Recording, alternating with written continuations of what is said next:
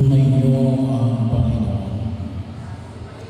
Ang mabuting balita ng Panginoon ayon kay San Marcos.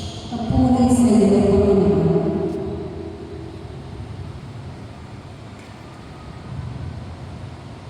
Noong panahon yun, pabalik na Jesus mula sa lupain ng Tiro,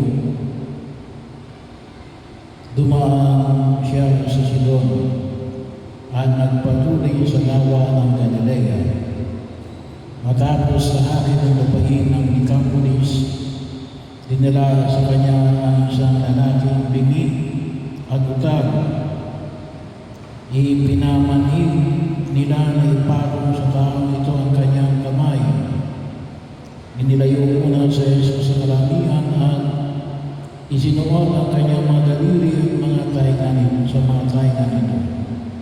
Pagkatapos ng mura at inipo ang dila nito, tumingala sa Jesus sa langit na nagpuntong hininga at sinabi niya sa tao, Ephata.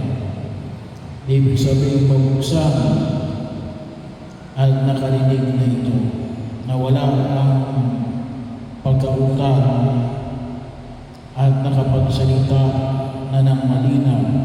Sinabi na Jesus sa mga tao na huwag ibalita ito kanino man. Ngunit kung kailan sila pinagbawalan, ay lalo naman nilang ipinamalita ito. Sila'y lubang nang ikilala sa panglikan anong buti